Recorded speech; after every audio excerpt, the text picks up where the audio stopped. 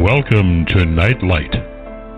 Step away from the mainstream and gather around as we enlighten the world and our realities and travel this cosmic journey we call life. Join us as we share with you and provide that beacon that can guide us all to a better way. Explore with us as we examine a metaphysical montage of spiritual insights, covering everything from the mundane to the magical, UFOs to unicorns, and everything in between. This is a time of awakening, of sharing and evolving, of spreading our wings and soaring on the cosmic breath of creation.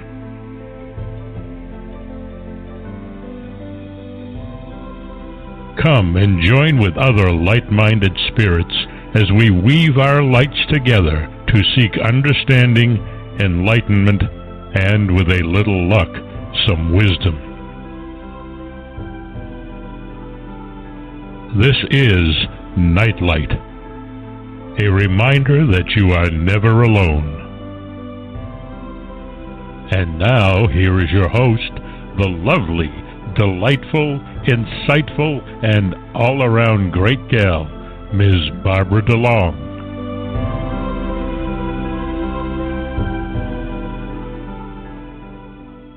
And welcome, everyone. Good morning, afternoon, or evening, depending on where you are on the globe. I'm so delighted to be with you today, and to have with us an amazing man. His name is Dean Liprini, and he has written what I consider one of the most amazing books out there. It's called Pathways of the Sun, Unveiling the Mysteries of Table Mountain and Beyond. This book reveals magnificent, ancient, sacred sites found along a latticework of sun paths crisscrossing the southern tip of Africa, through which he discovers an intimate connection between our ancestors and their deep knowledge of the interconnectedness of our Mother Earth and the cosmos. He also recently compiled and released a DVD called Pathways of the Sun, An Awakening. He is a pioneer of archaeoastronomy in South Africa. He has produced an independent academic thesis weaving together the many layers of ancient history uncovered by his research and findings, physical, emotional, and spiritual. Dean adds his deep insight and knowledge of the metaphysical healing energies that surround and enshrine these sacred places, and has led hundreds of tours and journeys over 20 years, and masterfully co-creates each journey and experience by carefully discerning the particular needs of the various spiritual groups and individuals. Now, those of you who listen to me on a regular basis know I don't rave about books that often. I like them, or like them a lot. I don't often rave. This is one of the raves. And while I often will suggest, getting a book or whatever, this one is on Kindle, but I recommend that you actually buy the book itself, because the photography in it will be awe-inspiring. The rock faces and guardians that he speaks of are amazing, and you know that often when we have effigies, you have to turn your head upside down and squint your eyes and peer sideways to see what exactly they're talking about. And in the case of the faces that he has found in the rock structures in South Africa, there is no denying that these are faces, and that they are located appropriately to send you on a passage. And he has had the delightful experience, which not everyone has, of being spiritually guided and inspired to discover a piece of our heritage that predates Giza. So it's something that we really need to educate ourselves about, because it's a part of our history that frankly has been ignored and like in many cases, not paid attention to. So without further ado, I'm going to welcome Dean to the show. Thank you so much for being here, Dean. I know we're 7 hours apart, so I appreciate your trying to synchronize our time so that we can do this interview. Well, thanks so Hello, much, Dean. Barbara. It's really great. Yeah, can you hear me? Yes, I can. I'm here. You're just fine. Okay, Yep, great. I hear you. Yeah, thanks so much. Thanks so much for having me on the show and for that beautiful introduction. And I'm looking forward to spending the next 2 hours sharing with you and the listeners a little bit about the sacred sites of Southern Africa and how it's an important time for South Africa to come forward with her sacred sites and the wisdom of these ancient beings that are really our first ancestors. Our potentially the place where humans were first birthed or seeded on our planet. And if that be the case, South Africa may potentially not only hold the blueprint of humanity, but also hold the blueprint of human spirituality.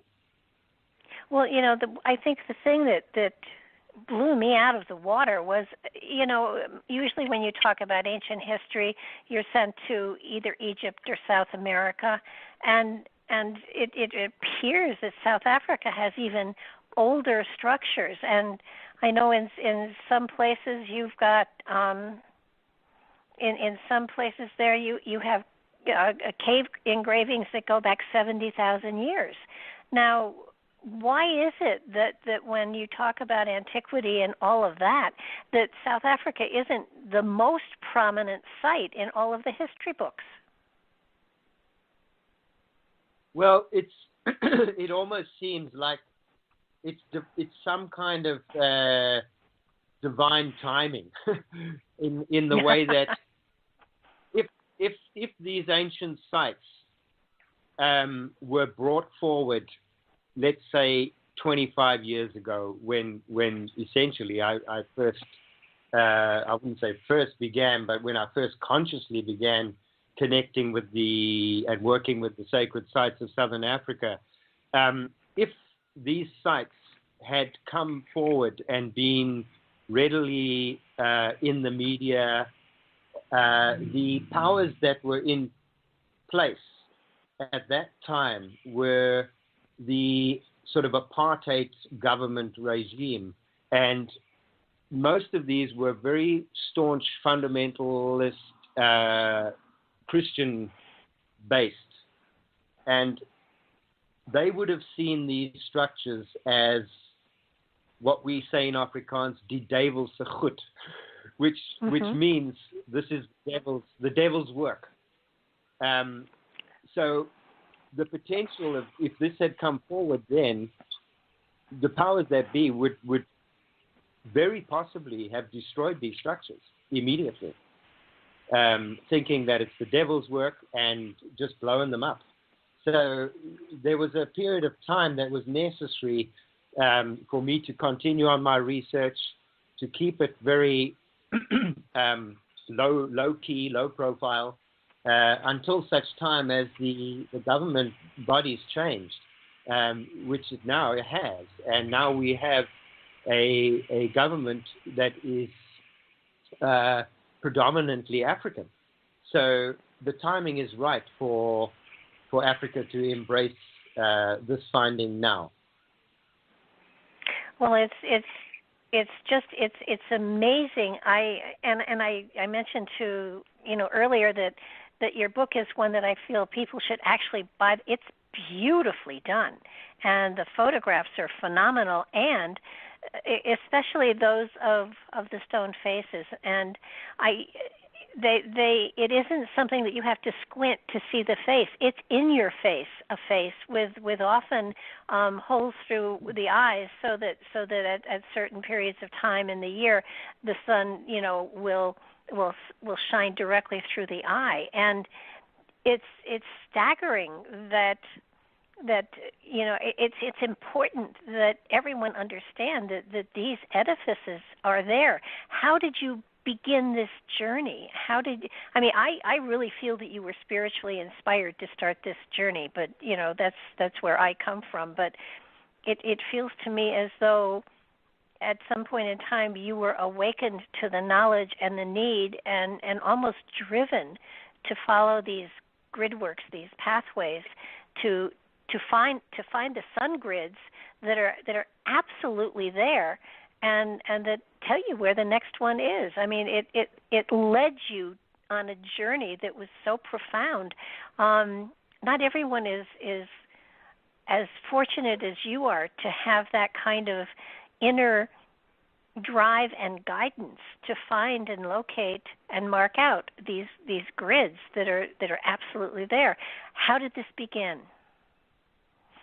Well, yeah, it's interesting because my first insight to the kind of temple architecture or some of these blueprints of the sacred sites and their connection to the pathways of the sun was realized as a child of about 10 years old, and it was through a teacher of ours called Mr. Goodwin, and he was a very special guy, and he would take us kids in his own time in small groups, about 7 or 8 of us, every other weekend up the mountain to go to some interesting place. And what happened was we had met early in the morning. It was before sunrise, and we were planning a sunrise walk to a cave called the Elephant's Eye, which is down here in Capetown on the peninsula on a mountain called the Constantiaberg. And this cave, the Elephant's Eye, looks like, well, the whole mountain actually looks like an elephant from a certain distance away, but the eye is very predominant. It looks like a train tunnel. I mean, it is literally about 80 to 100 feet in height, and goes and probably 50 feet or so in or even more in width, and goes back well over probably 200 feet deep. And we were led into this cave while it was still dawning. The sun hadn't breached the horizon yet. And I was standing inside the back of the cave looking out of this train tunnel window type eye, literally the eye of the elephant. And I had this little mantra going through my head, oh, I'm in the eye of the elephant, very excited as a 10-year-old. And then as the sun came up over the horizon, I saw within the entrance to the cave a human profile, a face looking out. And the focal point, which is basically where the bridge of the nose meets the brow, there's a little V. That little V is your focal point. And this focal point was capturing the sun rising up over what we call in archaeoastronomy the horizon calendar, which was a stretch of mountains running north to south about 50 kilometers away. And as the sun came up over this distant horizon calendar, it shone the light right through the bridge of the focal point of this watchman and led the light to the back of the cave. I shouted to all the kids, look, I found the eye, and it's watching the sun, and it's leading the light to the back of the cave. And all the kids got into this alignment with me, and they were looking through the focal point. And I remember the teacher coming into this alignment as well, and there was this very strange, perplexed look on his face, like he had just seen something but couldn't quite fathom what it was. And then it was gone. That was it. And I completely forgot about it for many, many years. And the only reason that I managed to get back to it was about when I was about 22 years old. I had taken on a part-time job with what was known as the Academy for Mathematics, and we were marketing a a home study program for mathematics, and I was completely taken by this program. I thought it was fantastic, and but it led us to many parts of Southern Africa, speaking to different communities, right from the grassroots people right up to those living in mansions. And one of the trips we did was to Namibia, what was then Southwest Africa, and we had traveled in a vehicle. We call them combis here. They Volkswagens, minibuses. Mm-hmm. And what had happened is as we crossed the Great Orange River, which is a massive river that runs from north to south, from east to west across Southern Africa, and the vehicle blew up. The engine blew up, and there we were stuck at this place called Fuelsdrift on the banks of the Orange River, and the leader had to disappear back to Capetown to try to figure out another vehicle, and we were stuck there for about 4 days.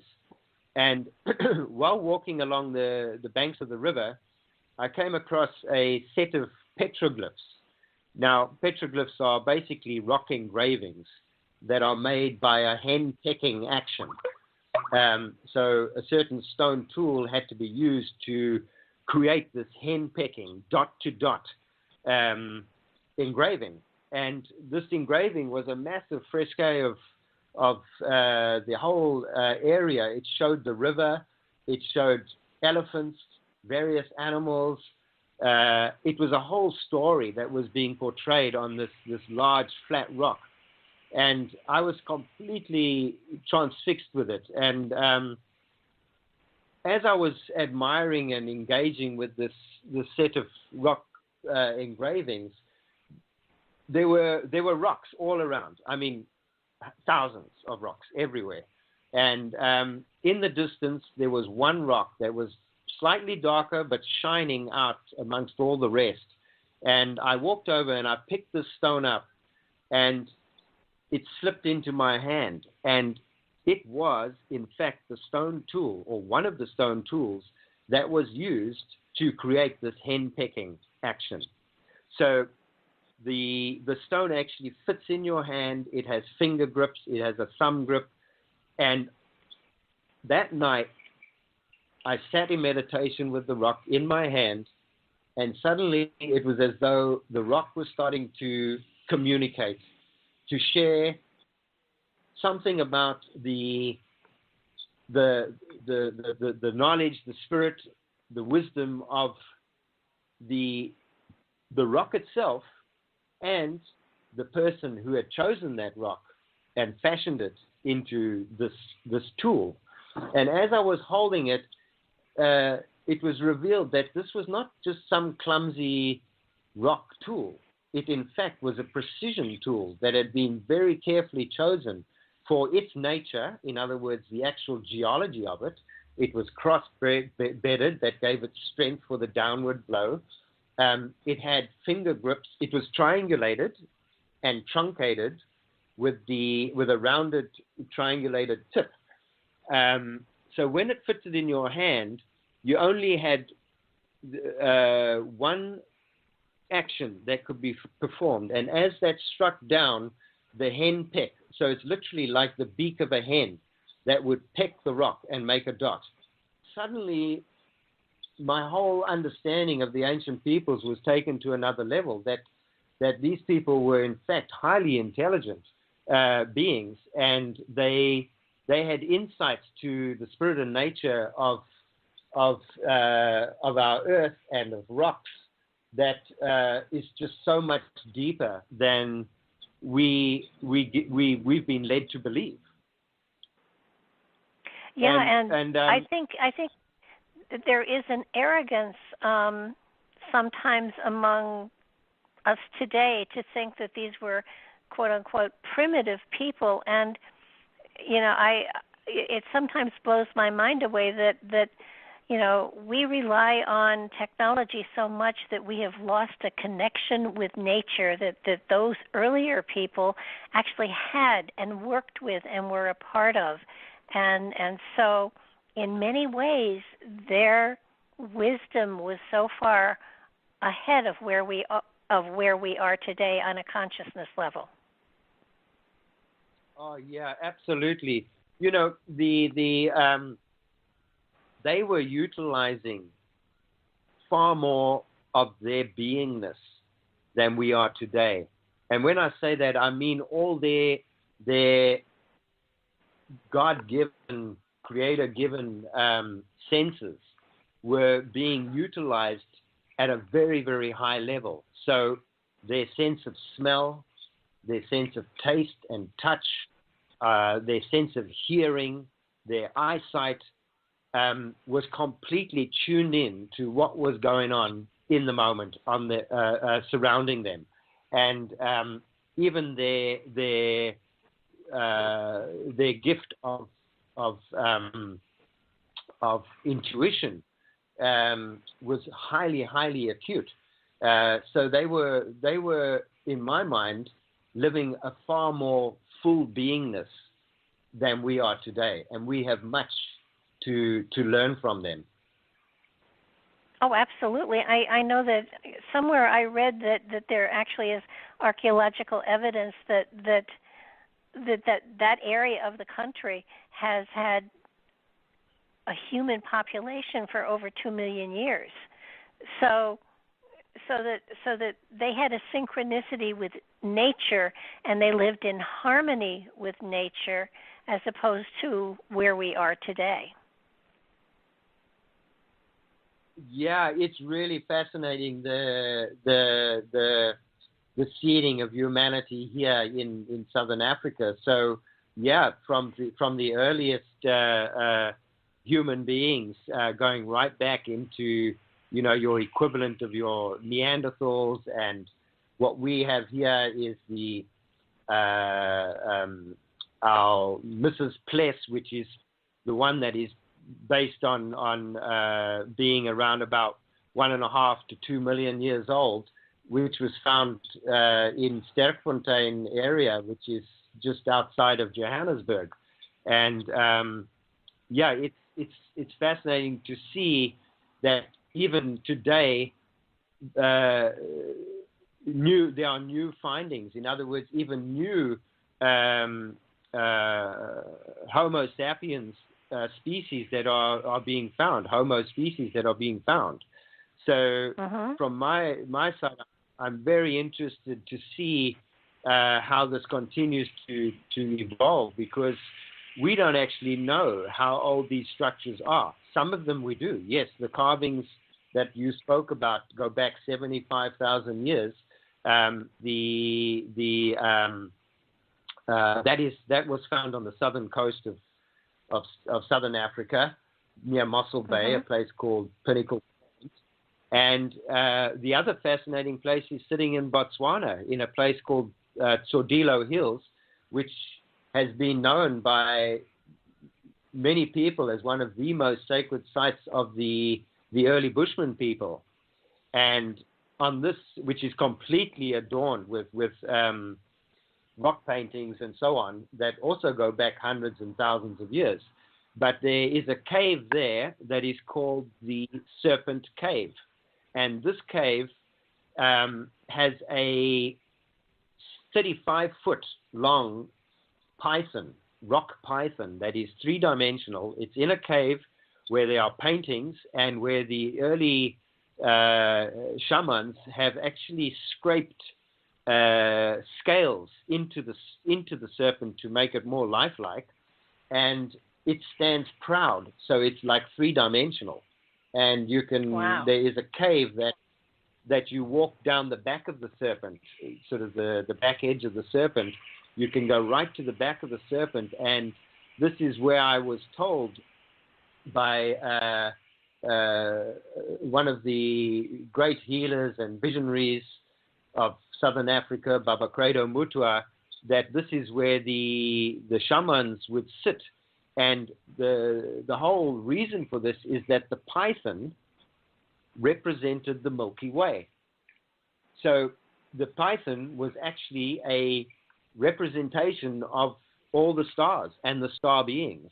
and it was a means for the people on Earth to communicate with the stars and to pray to the gods of the heavens to bring them healthy children, plenty of fishes, because that whole area was actually surrounded by water at one time. So the kind of things that people would pray for today, they would be praying for there through the serpent. And he was actually, Baba Credo Mutwa went there when he was still a young initiate, probably, not even in his 20s, sort of just early 20s.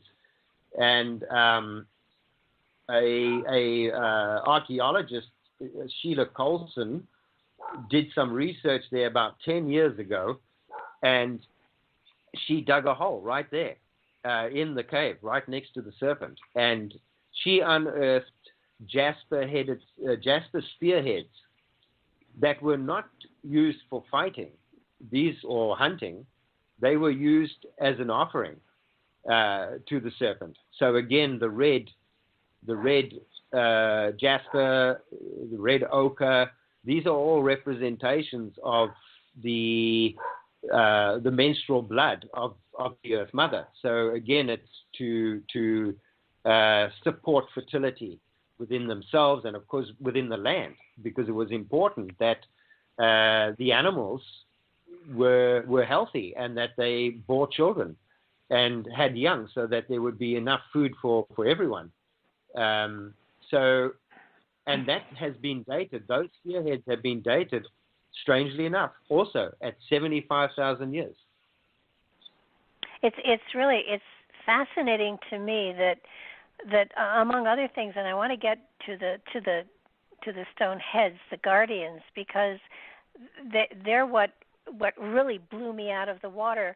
And then, of course, all of this other information is phenomenal. And as you said before, perhaps it's good that they aren't coming into the general public knowledge at this point in time, because in the 1800s, when they were discovering giant skeletons, they were just destroying them or taking them as, cute little, things to have on your coffee table to talk about at tea time, and not realizing that they had great significance to the area and the time frame that they represented. And hopefully, because of your book, because of the information that is going to be getting out there about all of these sites, hopefully they will be preserved rather than desecrated by people taking a chunk off them to take home because, it was a great spiritual trip type stuff. A lot of the stone faces have been, and a lot of the other structures that you've indicated in your book, they're all, most of them are oriented for the solstices and the equinoxes, so that they had an understanding of those particular times of the year as well. This speaks to a highly evolved consciousness, not just as somebody who's stumbling around trying to get food for the day. Definitely, and so I'll come back to those for you, because so my trip to Namibia, when I sat with that stone tool in my hand and had this sort of deeper insight and connection to the early peoples, I was led back to Capetown, and I went up a mountain, which is known as Lion's Head, and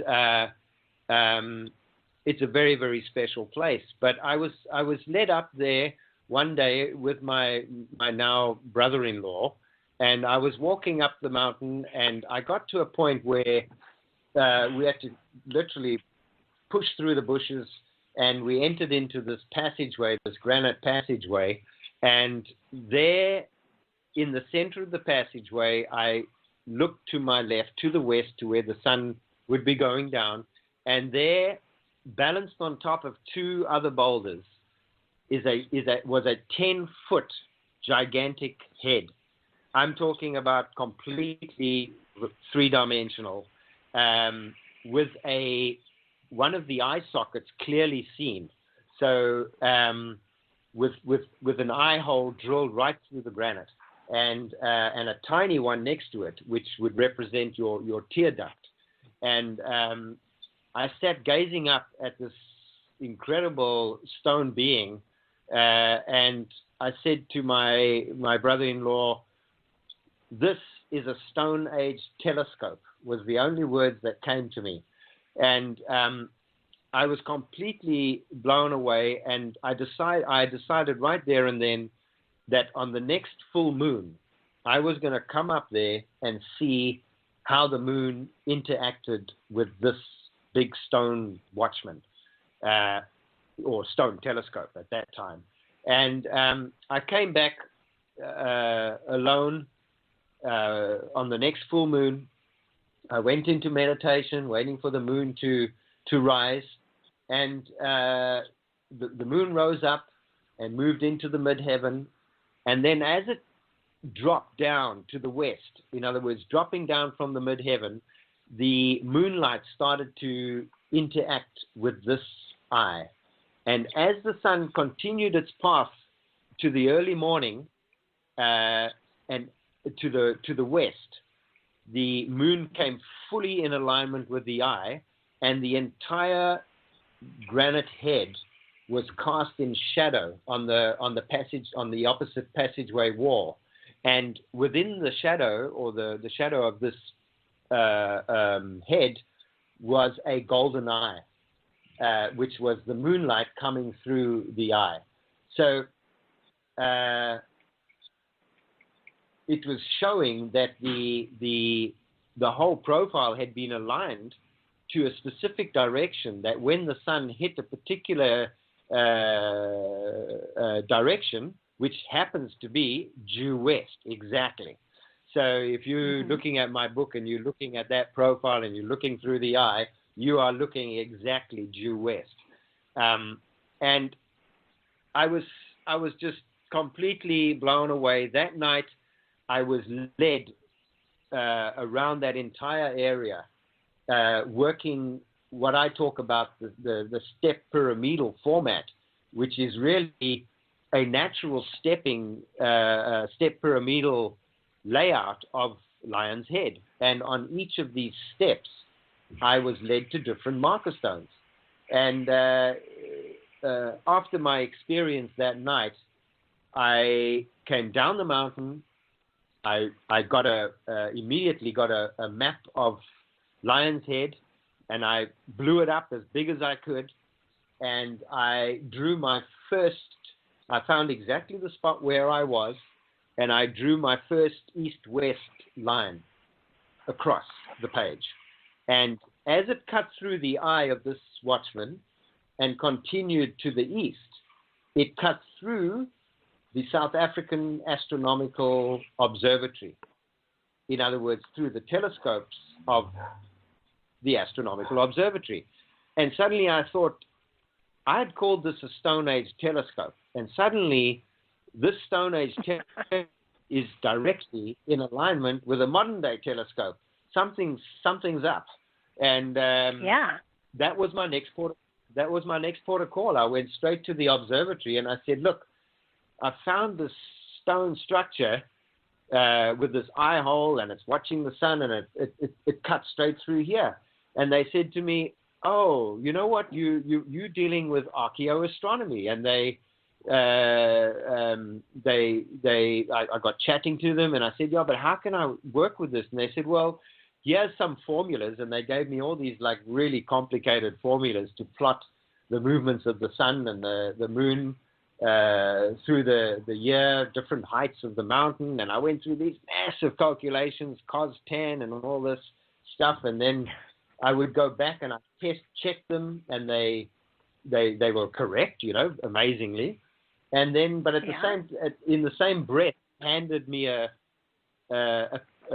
folder, and he said, oh, well, but you don't actually have to do all these calculations. Here they are for every latitude you want. And he handed me the formulas, and I've been using, and I've started to use. But yeah, that was essentially the real beginning. And what I did is I decided I'm going to follow this pathway of the sun. I'm going to carry on with that line, and I'm going to follow it to the next point, and to the next point, and to the next point.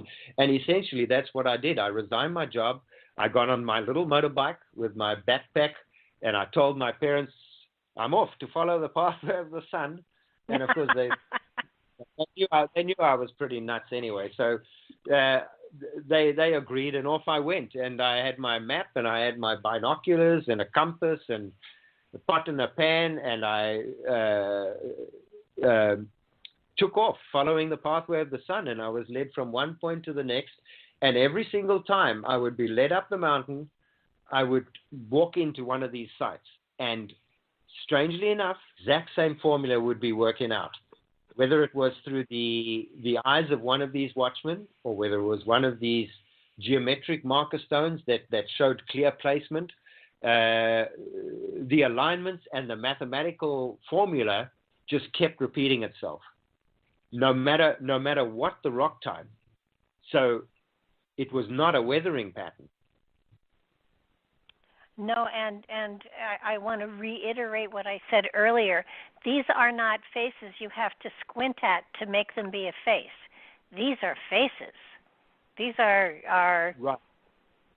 Discernible. These are, I mean, you could easily miss them if you were, just walking down a path and not paying attention, but they're there. They're faces, and with noses and eyebrows and chins. I mean, they are really discernible, and it's not just one or two; it's a lot of them, and it's a lot. It blows you away that somebody hasn't noticed these before. Right, and the alignments are very specific and very, very accurate. And I remember sharing this with Baba Credo Mutwa, and he said, well, you can say that these are natural, but tell me, why are there holes where the eyes should be? Yeah. And he had continued to say that he believes that these were tools that the ancient people used to communicate with the stars above. It's amazing because theoretically they were hunter-gatherers at the very beginning, and yet they had these massive faces, guardians, that in many ways enabled them to follow a calendar of some sort. And there's one term that you're the first time, and when I say you something is the first, it usually means that it's so ancient that it's almost gone out of use, whatever. But horizon calendars, can you spend a minute or two on horizon calendars? Because I found it explains something profoundly to me that I often wondered about ancient peoples, how they used horizon calendars for planting and all sorts of stuff. Yeah, sure. Well, when you're talking about archaeoastronomy, you ideally want to have yourself in an area where the geography and the topography of the landscape lends itself to taking these recordings. So if you are sitting in one place and you have the sun is rising to your east and you are facing the sunrise, if you've got a stretch of mountains that run from north to south, it is the perfect horizon calendar. Because what will happen is, as the sun rises up due east for the equinox, for example, it will rise up sort of in the center of this stretch of mountains, and it may rise in a low point or a high point or some significant markable and recordable reference point on that ridge of mountains. And now for the summer solstice, the sun is going to rise to the south of east, at least now if you're south of the equator. And for Capetown, where we are, the sun actually rises 29.5 degrees to the south of east, almost 30 degrees. And the winter solstice rises 29.5, almost 30 degrees north of east. So when you are watching the sun move from the winter solstice sunrise to the summer solstice sunrise, you're actually watching it move 60 degrees across the horizon. So you could say there's 60 different points, degrees, to actually calibrate the movement of the sun, moving from, from the winter to the summer. And if you were living out in nature, you could not see that. You could not see it. It was just happening all the time, from summer to winter and from winter to summer. So the sun is actually moving in Capetown 120 degrees, 60 degrees from winter to summer, and then again another 60 degrees back again from summer to winter. So the sun is walking along this horizon every single day. And sometimes it's walking slowly and sometimes it's moving fast. When it gets to the solstices, it walks slowly. But when it gets to the equinox time, it walks very quickly. So the rising points are much wider apart every day. So the horizon calendar allowed you to very, very accurately calibrate the seasons, the cycles and seasons every single year. And the cycles and seasons dictated the nature of your environment. It was either winter and it was bloody freezing cold and maybe not a whole lot of food around. And the summer was nice and warm and the time when lots of fruits and things were ripening, and many hours in the day to gather your bounty from Mother Earth. And of course the spring, the equinox, the spring equinox, the one in the middle, would represent the time of rebirth. In other words, the time that all the animals were popping out babies, and the time of mating. So a time of great fertility. And these were times, these were cycles that dictated whether we would survive or not. And the ancient peoples were honoring this fertility of Mother Earth, this marriage between Father, Son, Mother Earth. They didn't need to, it was just so much a part of their beingness to understand that it is the seed of light, of the Father, the fire of life, the Sun, that brings life to this planet. Well, you answer a question that I've always had. It was, sort of like, okay, how do they calibrate this? It's so in your face logical that, of course, most people don't see it. So in your journey of following the sun, you discovered marker after marker after marker. Sooner or later you ran out of ground. What did you do then? I'll tell you something. I sure haven't run out of ground yet, because where I get led to, there is usually one big monumental structure that covers that area. And these are really what I understand as earth temples. And they are central gathering places that are carefully chosen for their astronomical positioning, their geographical positioning, their topographical positioning within the landscape, and the energetic placement or value of that area. And so there's many layers that encompass each of these earth temples and why they were chosen.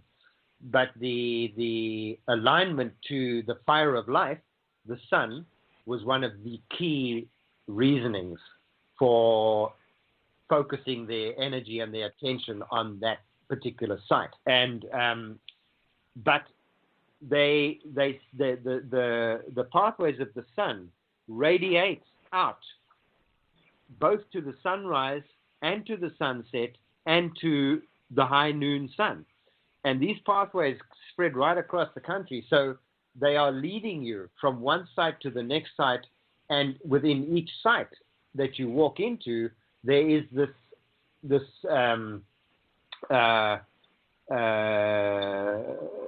many pathways that of like pathways that are dictated by the movements of the sun that will lead you to smaller shrines that extend out of that central point. So I have but far exhausted the earth temples in southern Africa. I haven't even scraped the surface, and I've been doing it 27 years. Well, I read someplace that there were 20 to 30,000 sites identified at this moment in time, but that it just keeps getting larger and larger and larger. Well, yes, and that should tell you something, because that means that there must have been a very stable structure of human existence in place for a very, very long period of time, and where the level of consciousness was extremely heightened. And I'm talking about spiritual consciousness especially. So they were utilizing these sites to obviously enhance their spiritual connection to the earth and to the cosmos. And this is part of what kept them alive. As I believe today, we have to, our spiritual body has to be strong in order for us to overcome some of the earthly hardships that we sometimes have to endure. And my feeling is that this consciousness is starting to reawaken in humanity, and these temples and their alignments were at a time when human consciousness was at a very high point. So these structures are aligning now. However, if you look at the epochs of time and the Earth's sort of movement with regards to the ecliptic, the sun's position did not always rise at 29.5 degrees south. For example, the summer solstice did not always rise at 29.5 degrees south of east.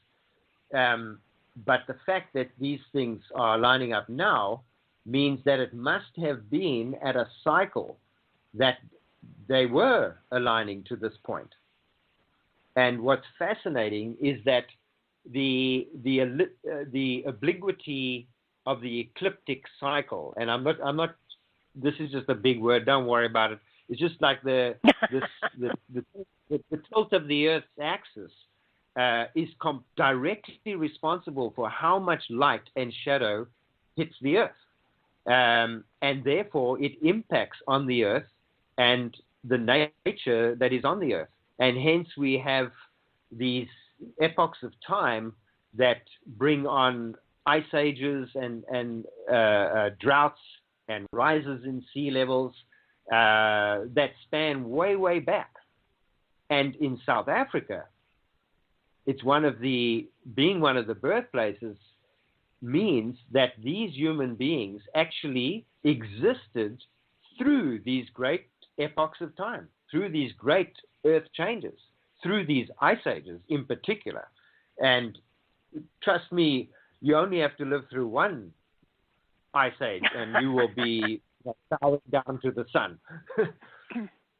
Well, there was something about the progression of the eclipses that we're sort of in that same time frame that happened about 25,000 or 30,000 years ago. So that this is a pattern that the Earth has gone through, and that your material is coming out now is so profound. I know you wrote the book a long time ago, but it feels strongly as though it's humanity as a whole is ready to embrace and understand what you're trying to say, where a generation or two ago it wouldn't have. Right. So conscious. I'm well. You're just a tad ahead of your time. Well, thank you for that. I'll try and keep my spiritual ego in check. Well, somebody's got to crack the door, and it does feel here as though these people, even though it feels that there aren't a whole bunch of skeletal remains to talk to them or of them, it feels as though they have left their mark upon the Earth, and it's sort of a sign to wake up. There's something going on. I know that you actually even traced the chakra pattern in one of the areas to show that power centers, chakras of the Earth, and do relate to the chakras of humanity. So there is a synchronicity going on here. They understood so much more about our connection to the cosmos. I mean, and I love how you've taken some of the star systems that they have names for and kind of equate them to the Romans and the Greeks and us. I mean, they were not unaware. They were probably more aware than we are of our connectivity to the cosmos. Yeah, absolutely. And the earliest records we have, of course, are from some of the early Bushman people, the San and the Khoi people that they call them now, but they definitely had a full cosmological belief system in place, and living under the stars, literally every single day of their lives. They had a very deep connection to what was going on in the sky at night, and they would sit around fires and obviously share stories that connected them to the stars. And one of their beliefs is that the stars were actually the eyes of their ancestors, their deceased. So there's a very direct connection to the stars. It does make you wonder. We know a little bit about, ancient Egypt and ancient Greece and ancient Rome, because we have documentation of sorts in artifacts that they have left behind. Now, aside from the guardians, are there any other kinds of indications or artifacts that have been discovered that go back as far as the guardians do? Well, the book was as you know, written 10 years ago or so, maybe 11 years now, but it was designed to bridge a little bit of science and a little bit of spirituality together, and made very visual, because even within the images, I believe there is an encoding, a memory that's somehow able to transmit some of the consciousness of what was going on, and why I specifically made the book so visual, so that even if a child or someone who could not read opened that book, there would be some energetic transmission, understanding on some level or other for them just through the images themselves. Now, the academic side, the thesis that I'm actually busy updating it as we speak. I have very strict protocols that I put in place. So when I'm researching a particular area, I am looking for at least 3 components of about 5. So 1, there must be an archaeological site. In other words, a cave, a shelter, a shell midden, something that shows human habitation in and around the area, the site that I'm researching. And when I mean that, I mean within like a couple of 100 meters at the most. It must be right there. That there is human existence and human interaction with that area. So that's the first thing. The second thing is that the rocks themselves must have some kind of placement, apparent placement. In other words, they may be put in position with another rock that's actually wedged in a crack to hold it in position, hold it in that alignment.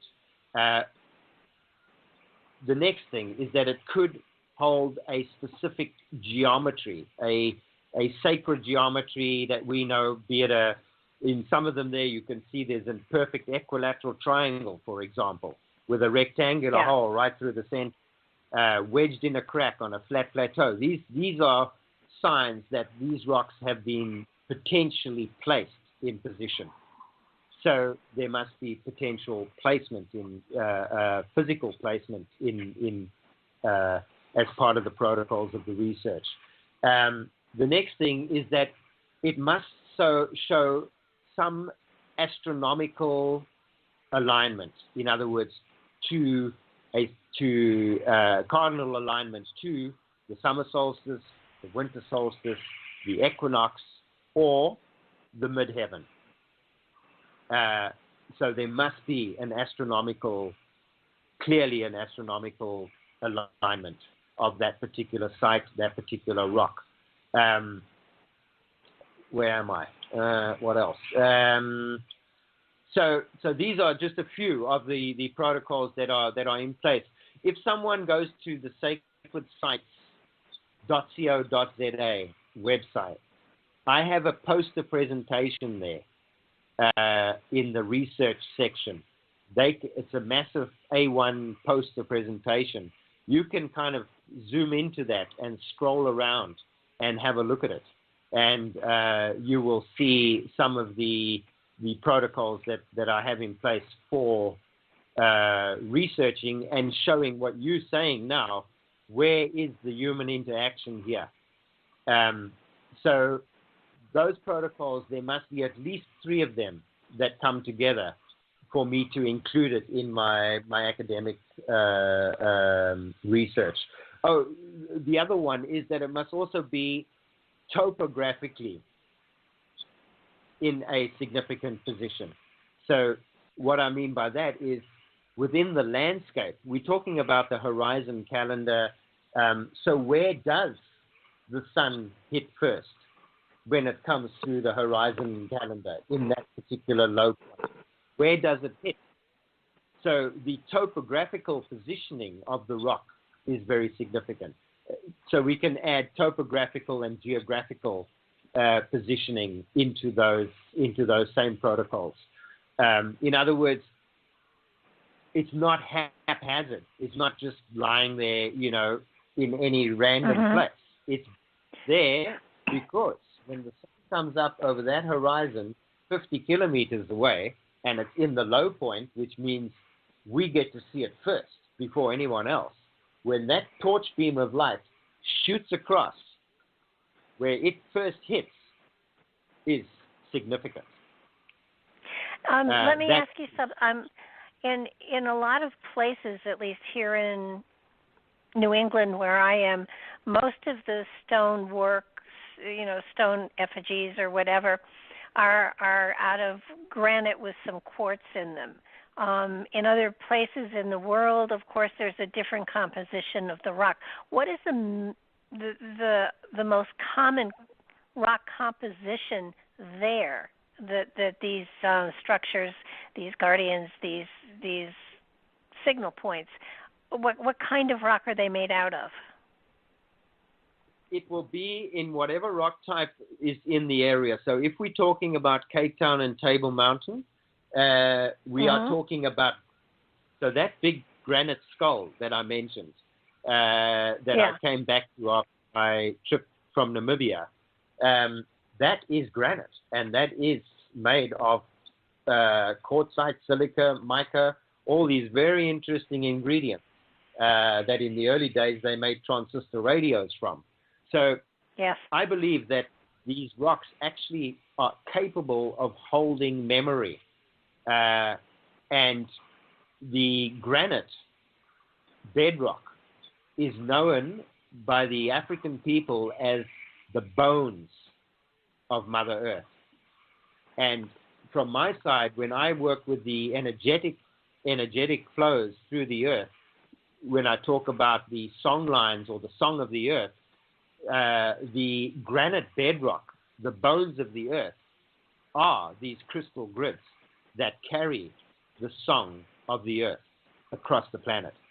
And there are certain energetic nodices, like the acupuncture points on your body, that were highly significant to the ancient peoples. So we've now mentioned the astronomical significance, the topographical, the placement. The ancient people were there, the caves are there, their bones were found there, their stone tools were found there, but also the energetic value of that place. They understood the healing properties that were enshrined within the sacred landscape itself. So certain healing plants and herbs will thrive in certain areas depending on the collective energetic song of that area. And that collective is what the plant and the herb itself will be resonating with.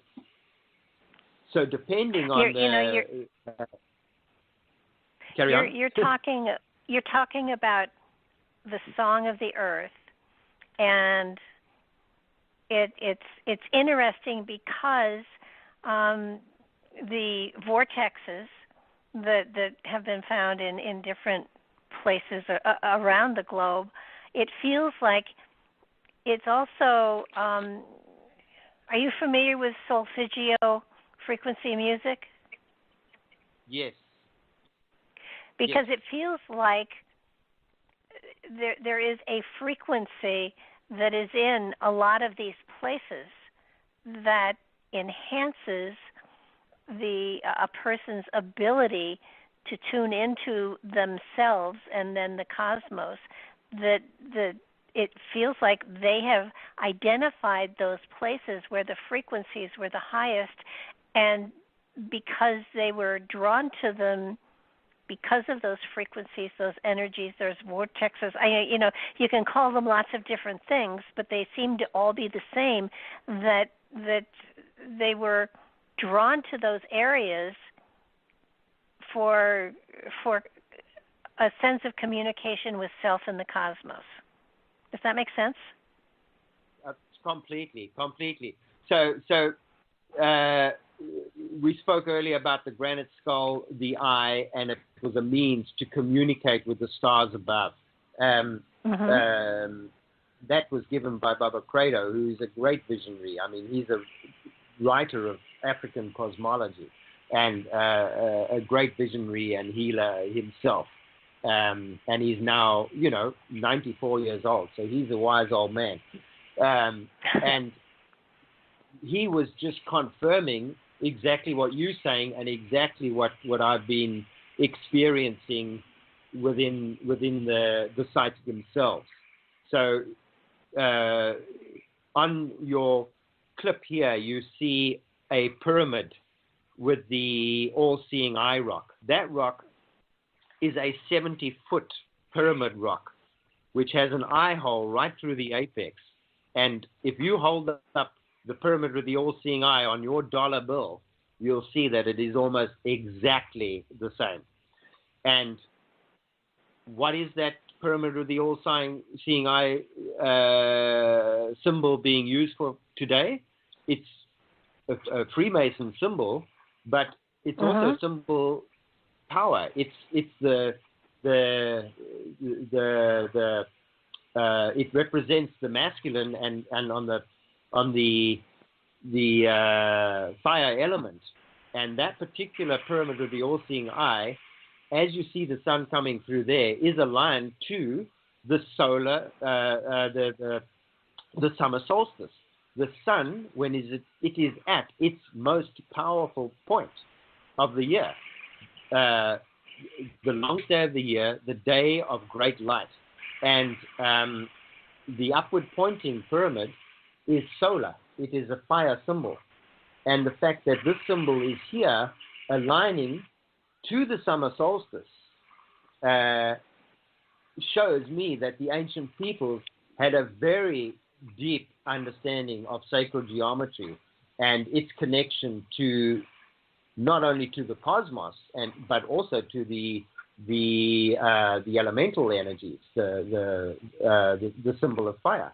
And that pyramid actually represents the solar plexus on the peninsula. So when you mentioned I've mapped the energetic points, that particular point actually represents the solar plexus. So again, it is a solar symbol, a place where you can utilize that structure to help you to come into your power, to find your real inner strength from your solar plexus, from your gut. And I use these structures to do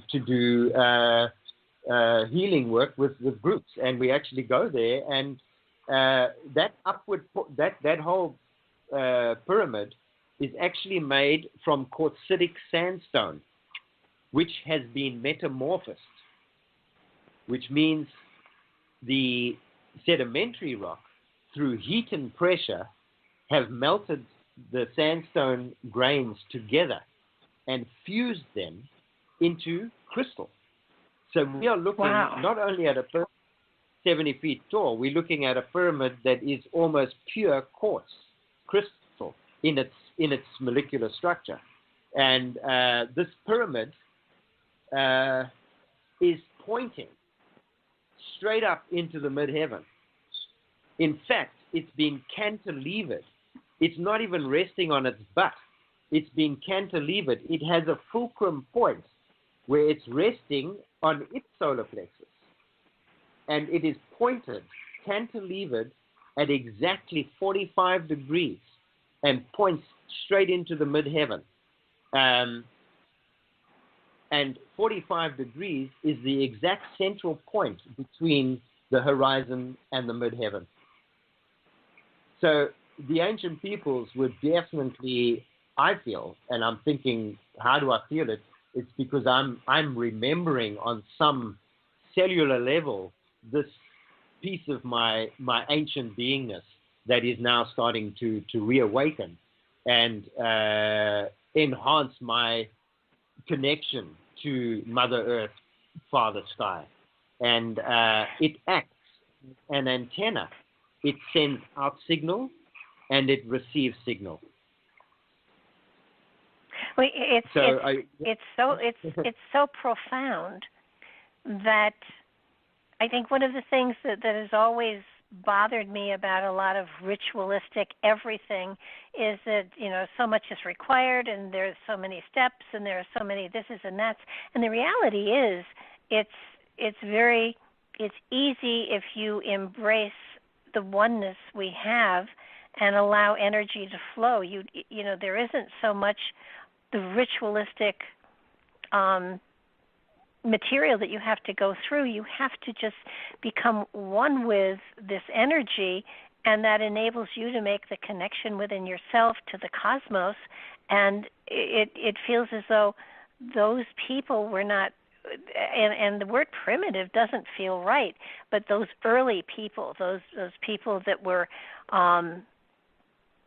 that were utilizing and creating these signals to the future, knew what they were doing. They were so amazingly attuned to what we can use the earth energies for, that it's profound. And I don't think they were just making maps for the current time. I think they were leaving a message for the future that happily, hopefully, we're smart enough to pay attention to now and utilize as well.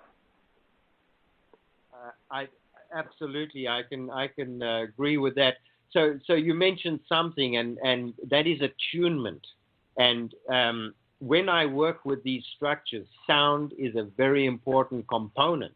So when I would go on my journeys, the first part of my journey was very, very much a lone journey, and I don't follow any modality, if you want to put it that way. I am definitely self-initiated in that way, and but when I did travel to these places, I would enter with a deep understanding of the nature and a deep respect for that place, and a knowingness that somehow, in order to attune yourself, in other words, to hear what messages have been left, we need to come in and just be, and often it is through sound that we release the message that is encoded within the site. So by using your own voice, you merge with the song, your own song merges with the song of the site. And in that way, there is whatever guidance, whatever healing, whatever transmission needs to happen from you to the site, from the site to you, takes place. And sound is an incredibly important part, at least from my side of my journey. And where I can, I will do the same for groups. So the seeding of intentions or whatever are done through sound, through that structure, in order to communicate your connection to Mother Earth, Father Sky. Yeah, it seems to me that there's great intent to have something that can be utilized by those that are there at that time frame. But when you look at the faces, especially of the guardians, to enhance whatever nature had there before the face appeared, it had to take decades to create those faces. Yeah, you're right. That's what we were touching on that earlier. That whoever put this grid network in place, tools that we can use today. That's the amazing thing. These things are working. Whenever I would go visit Baba Credo, he would say, "Oh, they're still working." And yes, they are. They are. And this is the beauty of it. It's now about, from my side, just trying to create the opportunity for more people to learn how to engage with these sacred places that have this collective consciousness of our existence on the planet. So when I talk about the song of the earth, I'll just briefly give you an idea of how that song line is actually made up. Is you start off with the bass tones of the choir of that particular place. And the bass tones are from the geology side. So the geological layers every single rock has its own song or frequency or vibration. So we spoke about the granite, which contains the quartzite, the silica, the mica, all these transistor radio sort of ingredients. And the granite has its own frequency, its own vibration. The sandstone, the sedimentary rock, it also carries its own song or vibration depending on what the sediment was. In other words, what color was the soil? Was it red, white? How much of a certain metal or other substance was encoded into that sediment? So sedimentary rock carries its own song line, essentially depending on the color of the actual substrate that's been laid down. So, Arizona, for example, has red soil. You have Sedona, has red soil. We have the deserts in Australia has red soil. We have in Namibia, in Africa, we have red soil, and there's red soil in many parts of the world. That red soil carries a certain song, a frequency, a vibration, and it is shared in other parts around the world. It is your sedimentary rock, and it depends on the color as to what that will sound like, what it will sound like. And then you have metamorphic rock, like we spoke about the pyramid.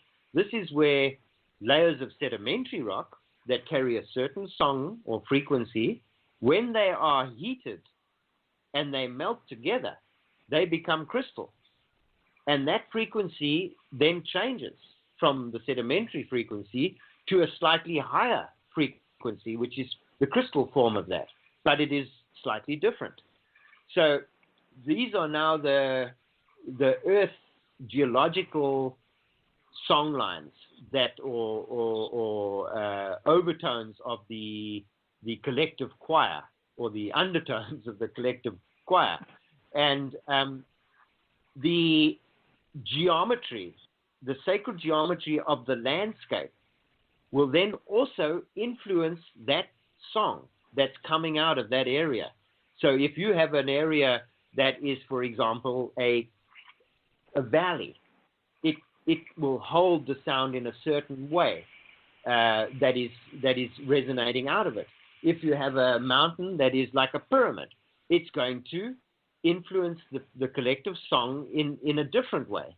It's going to in other words, the geometry, the sacred geometry of the landscape itself has an energy field that then affects the sound that is coming out of an area. So the topographical landscape itself plays with that geological songline. Then we have the elemental energies that have impacted on an area. So if there were floods, the memory and the song of that flood remains encoded in the overall choir of that particular place, the songline of that place, and the song of the earth of that place. If you had a meteorite impact in a certain area, the memory and the effect, the impact onto the songline is recorded into the overall song of the earth in that place. If there were earthquakes, if there were fires, all these elemental impacts on the earth in that particular place, those memories and the song of that happening is encoded within the collective song of that area, of that earth song. The nature has changed over these different epochs of time. We've had the ice ages. Again, that elemental energy that impacted on the area impacts on the nature. So the plant life, what actually lived there, like we used to have jungle right where I'm sitting. This used to be jungle area. We had dinosaurs and things running around in the desert, just, not even 200-300 kilometers from where I stay. So the song of the plant life and the animal life of a certain epoch of time remains encoded in the songline. It doesn't just disappear. And then the impact of humanity has played its role and adds its voice to this song of the earth. So where humanity had great battles were fought, those battles, the song and the memory of that is encoded in the songline. But at the same time, when people were sitting around the fire and having a damn jolly good time, clapping and singing and laughing and telling stories, those memories are also encoded in the songline of that, the earth song of that particular area.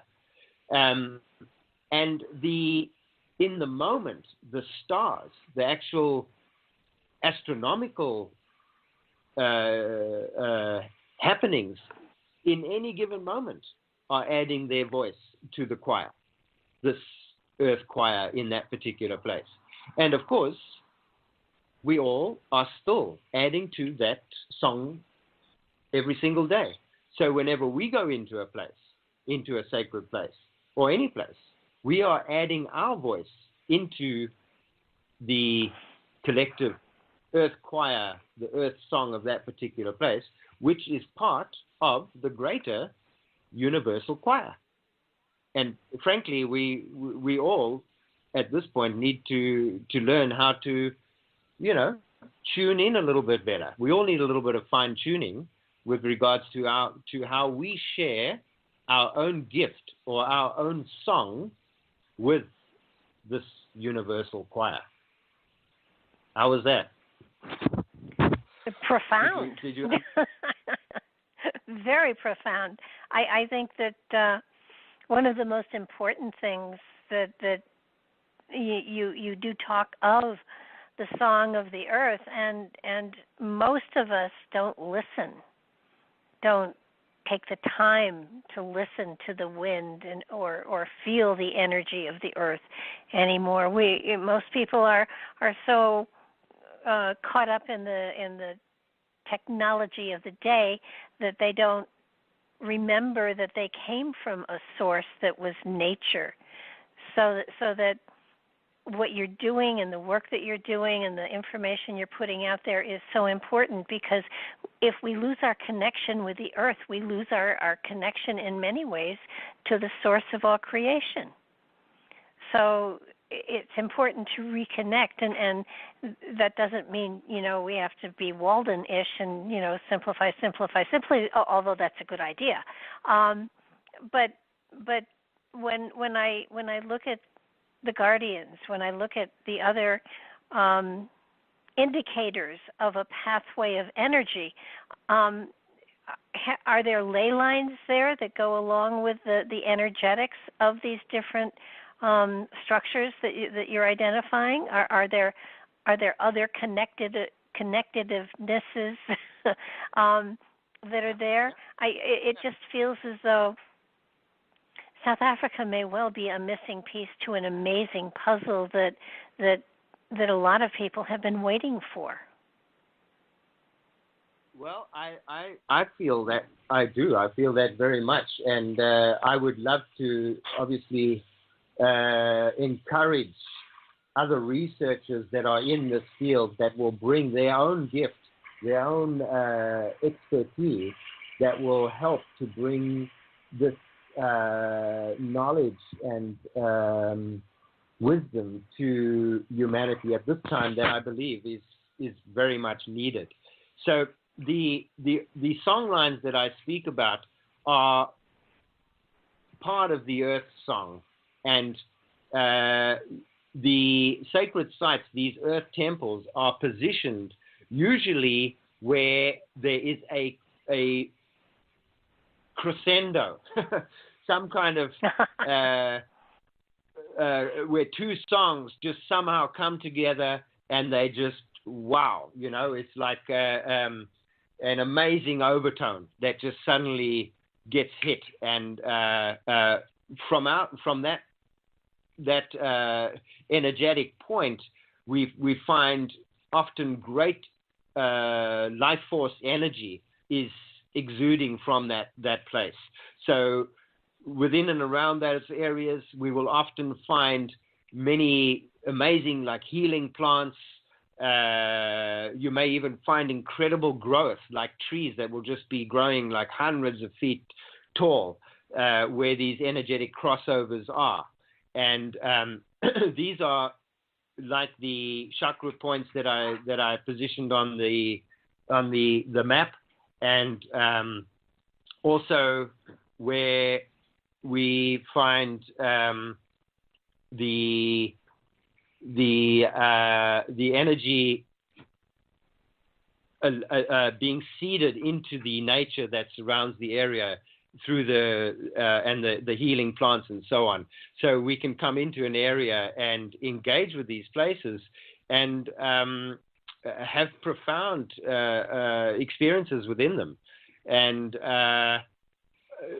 it's really all about remembering who we are as part of the collective consciousness of human existence. So as and when you realize that the creators of these markers in time easily could be hundreds of thousands of years, millions of years old, and you think about evolution and how our DNA has been spread all over the planet, it in many ways there's probably a piece of South Africa in everyone, and it would resonate. Absolutely. What's interesting is there's a really great guy called Martin Gray who wrote a book on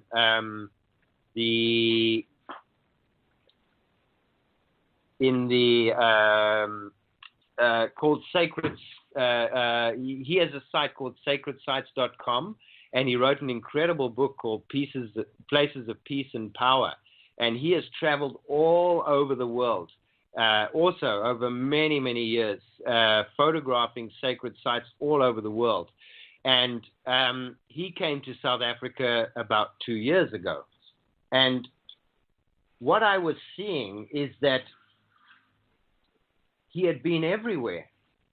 And it was as though he was following the branches of the tree and coming back down the trunk to the root, which is Africa.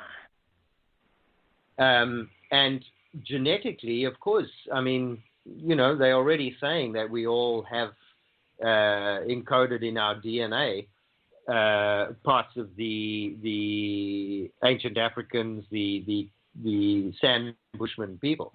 So I think we do all have a part of that. And if, you know, it certainly appears through at least recorded history and archaeology that South Africa is most certainly one of, if not the birthplace of humanity. And if that be the case, then most certainly we all carry a piece of that early human ancestry within our DNA. And if that's the case, we should remember we are capable of remembering everything of our human existence on this planet.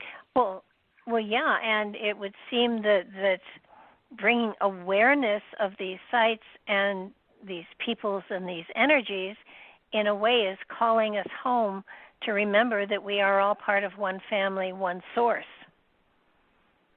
And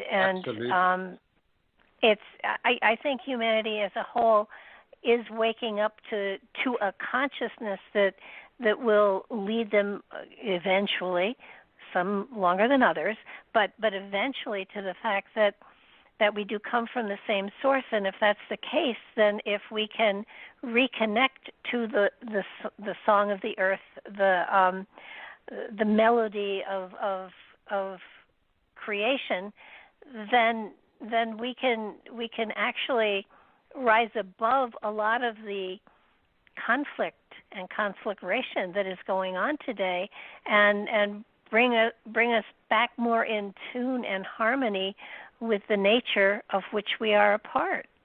And these edifices are just, to me, staggering. And it's they are. I love the term you used as guardian, because they help to awaken an understanding of a connectiveness with the cosmos that we have lost, or some have lost. And to get back in tune that way brings a greater sense of peacefulness to everyone, I would hope. Right. I sure hope so too. And you know,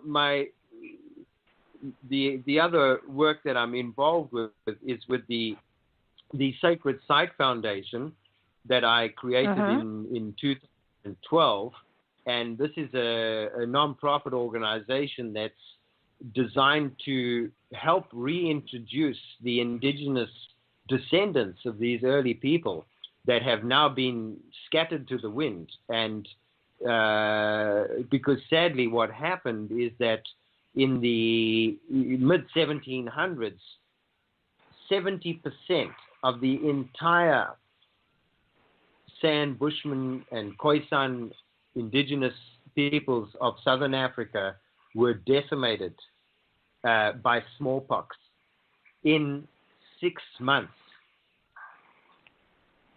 Goodness. So that was. So what happened is the other 30%, that means 7 out of 10 of their elders, their keepers of the wisdom, their healers, their spiritual priests and so on that were responsible for their keeping the spiritual values alive, they all were lost in a very, very short space of time. And that is why it's almost like these structures have just been left. And now the role of the Sacred Site Foundation is to reintroduce the indigenous peoples back to these sacred sites, because they were the last people that interacted with them. They may not have been the people that put them in place originally, but certainly were the last to interact and engage with them. And the role of the Sacred Site Foundation is to initiate a custodianship management plan for sacred sites within Southern Africa. So we want to have these sacred places protected, but in a way that is harmonious with the environment. So where we can have custodian guides from the indigenous peoples that are already living in and around where these sacred sites are to be found, and they will act as guides to guide people in more consciously and respectfully, and to ensure that these places are protected and not desecrated as time moves forward. But it's also a tool that can empower these people. Many of these communities are at the bottom of the food chain. They are completely marginalized communities that are really struggling to survive. So the sacred sites is one of the platforms that can, one, uplift their spiritual strength within the community. So taking the community, the children, up to these places, beautiful places in the mountains, where again they can share pieces of their ancestral knowledge, their wisdom, their life ways with the community themselves, and in that way strengthen the spiritual value and the community cohesiveness that is so needed right now. And they will be trained up as tour guides, so again they can run these very conscious tours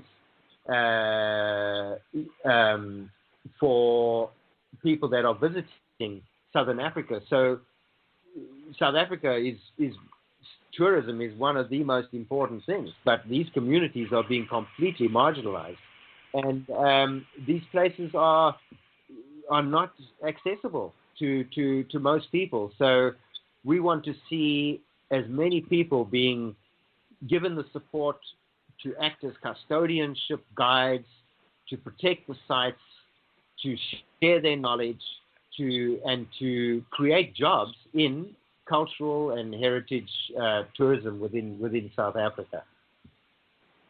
That sounds fabulous. I know in a lot of places in Sedona is one that has become so commercialized that a lot of the different sites and power centers and vortexes are being desecrated, and these edifices that you've identified in your book, and I'm sure there are more yet to come.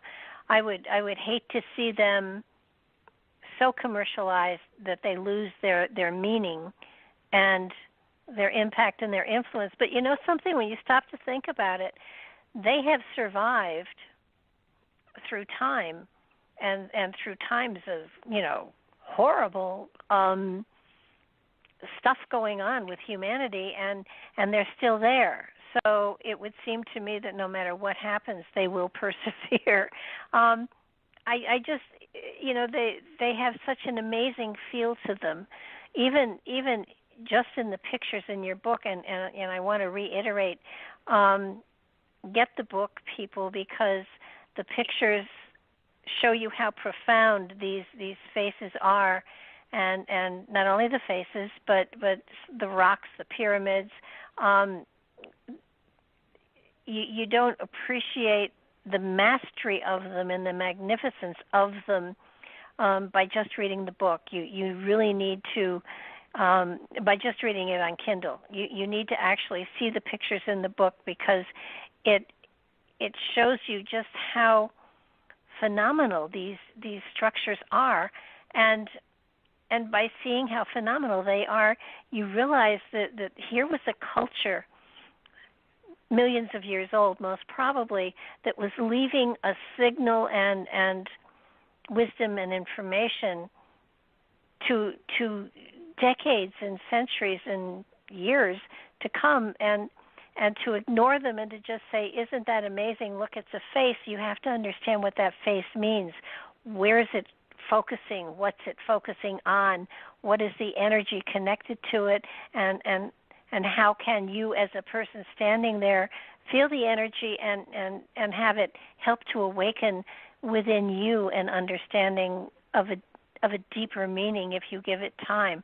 So often people, when they tour around and they look at sites, they just say, okay, check that one off, I saw that one, as opposed to feeling it and understanding it and incorporating it into yourself, so it helps to awaken ancient wisdoms that every individual most probably carries within them.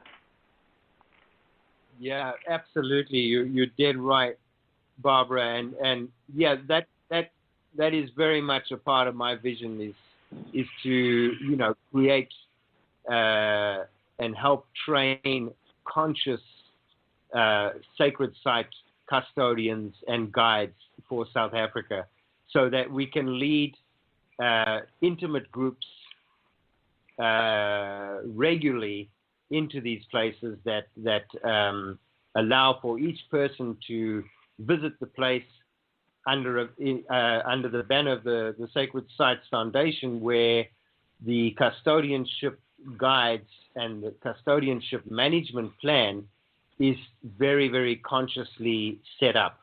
So there's space and time for many people, and there are many sites for many people to visit. So, and it literally can create hundreds and thousands of jobs in the way of conscious tourism. And the management plan, which we already have, we have designed a blueprint already for a strategic management plan for sacred sites, will be a tool that will help manage the visiting times and schedules for the various peoples that want to come and visit them. So there is a way that these sacred sites can be consciously managed in a way that does not take away from the experience. I just think that they are so majestic. I mean, we've got Mount Rushmore here that doesn't even come close. And when you stop and think about how each generation tries to leave things of value to generations that follow, currently, we have text messages, but antiquity, those in the far distant path have been able to connect to this time frame, and in many ways time traveling into the future with a message and with an energetic that helps you to expand consciousness. And to me, when I see them, it's a reminder that there's so much more, and there's so much more wisdom inside all of us that goes much deeper than we have ever traveled, and yet there is that connectiveness, that link. If you take the time to open to it, you so greatly enrich not only yourself on a personal level, but your reality as well. So that it is time travel in a way that is so important, and all you have to do is allow yourself the freedom to connect with it. And so many people just aren't doing that, but I do believe that we are at a time where the consciousness of all of humanity has opened up to a far greater degree, so that this kind of connection is more easily made. And your book is such an amazing testimony to the fact that the past did speak to you. It led you on a journey of discovery, and by that journey you help to pinpoint places where other people can get a kind of awakening that is appropriate for them as an individual as well. Absolutely. And I think that is where the work has to be, The work has to begin with us. If you want to do anything to improve this earth and humanity's role in it, get busy with yourself, and reconnect yourself to Mother Earth. Absolutely. Reconnect yourself to the collective spirit and consciousness that surrounds us and enshrines us. And as we reconnect these pieces of ourselves, we remember more about who we are and what gift it is that we actually have as individuals in this lifetime. And in that way, we are able to share our gift, our song, better every single day. Absolutely. That we move forward. Absolutely. Now, just out of curiosity, do you feel that all of these guardians were created within the same time frame, and I mean a couple thousand years, or do you feel that it was something that was, things were added generation after generation after generation? I think in other words, I think there was an initial epoch of time where human consciousness was very, very awakened, and it was this seeding that I very much feel initiated this connection.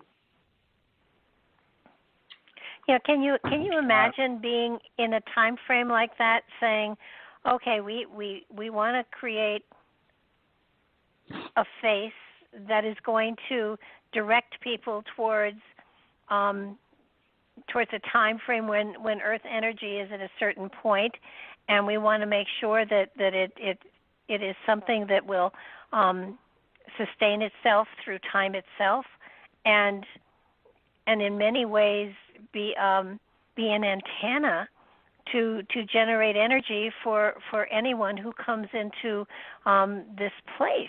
And I just can't imagine somebody today saying, I want to make sure that I create something that millions of years from now will still be giving a message and a signal that this is a place of power. And just the kind of people these must have been, knowing that they were creating something and a focal point for energy that they knew was there, and knowing that in the future, way distant future, it would still be there to remind people that this was a place of power and opening and attachment to the Earth Mother. I mean, what kind of amazing people must these have been? Absolutely, yeah. And I had had a deep connection with one of the sites, and what message came back, the words that actually came back. So I can see things, I have different ways of engaging with the sites, but one of them is actually hearing or words that would be spoken that I would ring true in my heart. And the words came out because I'd asked, so what is this all about? Was one of the questions that I'd posed to the site. So these are how you can engage with the site to have deeper understandings of who you are and what you're doing. And the site came back with these words. We are all made of and are pulsating shades of light. Now, if you translate that, it means we are all made of the sound of light. So wow. The pulsating refers to the vibration, the frequency, and the shades to the spectrum of light. And I thought that was amazing because it suddenly just made things a hell of a lot lighter for me. And I think we all carry this piece of God consciousness, which is essentially the sound of light, and it's enshrined within all of us. And as we start to remember this, we start to find that song of light within ourselves and learn to better sing it into the world and into the moment as we pave our way into the future. And these ancient beings are pointing and showing us that we are very much a part of this light consciousness, and they are awakening, helping us to awaken this song of light within us at this very critical time where humanity needs to wake up, and we need to be operating at our most sort of enlightened state of our beingness as possible, in order for us to overcome a lot of the horrors that we've created, and also to overcome potentially adversities that are nearby.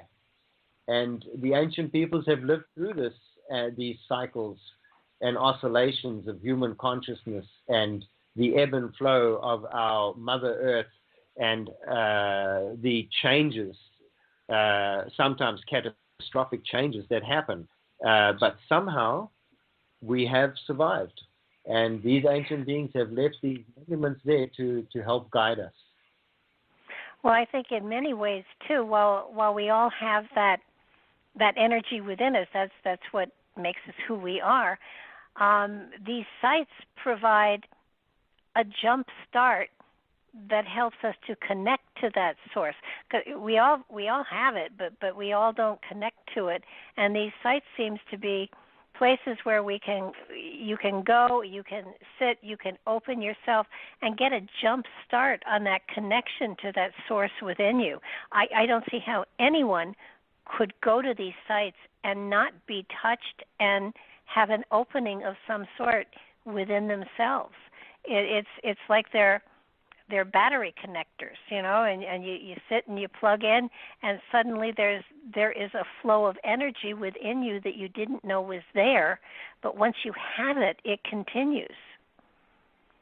And you know, there are places all over the globe like this, but the fact that South Africa has been ignored for a long time is a good thing, probably because maybe we weren't ready for that kind of opening that now happily, hopefully, more people are open to. So it stands to reason that, you know, when the teacher is ready, the student appears. When the student is ready, the teacher appears. This may be one of those instances where this is a place where people can reconnect with their sense of, with their source, and awaken a greater sense of understanding for the earth and the energies that are around us.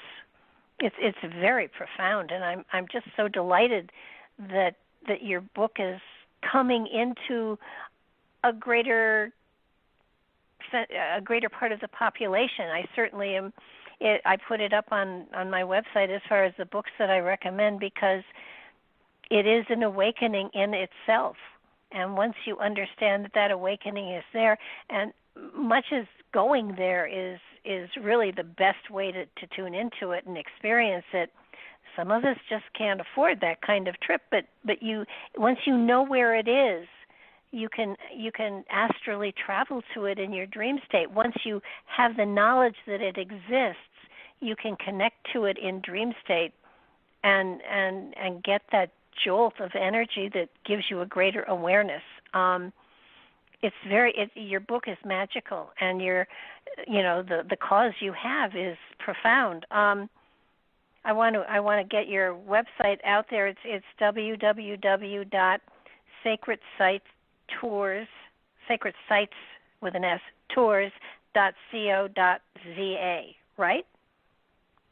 Yeah, that's our our big tour website. But if they want to go more to the sacredsites.co.za website, that is the Sacred Site Foundation, which will have all the research and things on it. So if you're interested in tours, go to sacredsitestours.co.za. Otherwise, if you want more information, go to sacredsites.co.za.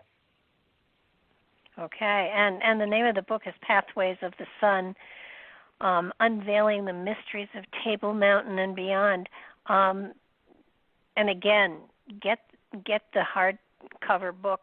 It's not hardcover; it's paperback. But get the book itself, because it is just so graphically breathtaking. The illustrations in it, you're going to want to go for sure.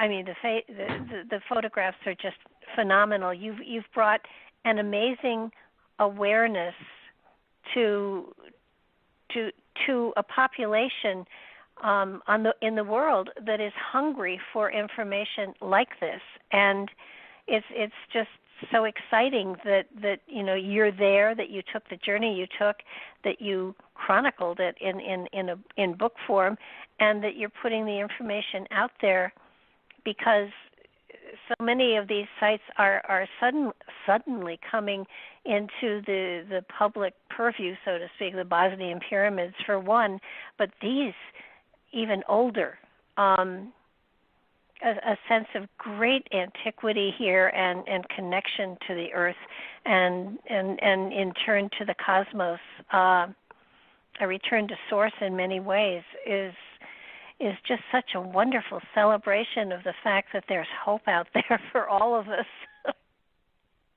Definitely. I echo that. I truly believe there's great hope for humanity, and I want to just thank you, Barbara, for having me on the show, and for all your support on every level. And I hope you come and visit South Africa soon. Oh yeah, it's on my bucket list. My bucket is a pretty full bucket right about now, but it's sort of like it calls to you when you see these faces, when you see them, and you realize that at certain times it wasn't random, that the sun does come through the eyes. It does tell you a direction. It gives you hope. That humanity, there was a kindness and there's a spirituality so profound back millions of years, probably, that was reaching into the future to say, reconnect. Here's how you do it. I mean, it's like it's a message sent from out of time, and it's important that people understand that humanity as a whole really does try to reach beyond time to help and to educate and to make connections for those that may have lost their way and become profoundly lost in materialism, and knowing that the source doesn't necessarily cost money. It takes time and it takes awareness, but it's out there for everyone, and that connection is so important because we can't go into the future without that connection. We just can't make that step. So it's part of returning to our source and getting re-energized by it in order to take all of that wonderful spirituality into the future so that we can leave markers for generations yet to come. So you've got a lot of work ahead of you, but I suspect it's going to be very exciting work for you. And I do thank you so much for persevering with me. And on the third attempt to get this show on the air, we actually did it. Yay! Yes. Yeah, beautiful. Yeah, thanks so much, Barbara, and let's stay in touch, shall we? I'm going to have you back on at a later date, and you're gonna catch me up on everything. And I really, if it's all right with you, I'll pass your information on to some other radio hosts that I'm sure will be very interested in getting your information out there as well. Sure, that's fine. That'll be great. It's definitely the time for me to step up to the plate here a lot more this year. I'm not a very great self-promoter of my work, so whoever's out there helping to get it out there, I greatly appreciate it. Okay, I'll see what I can't do for you, and I thank you again. And I thank everyone who is listening. I know I made this a private radio show. It's about to go public as soon as we get off the air, and I will get it up on YouTube as well. And for those of you that do hear it and listen, subscribe to my YouTube page so I can continue to put people out there who have mystical and magical information to give to all of us.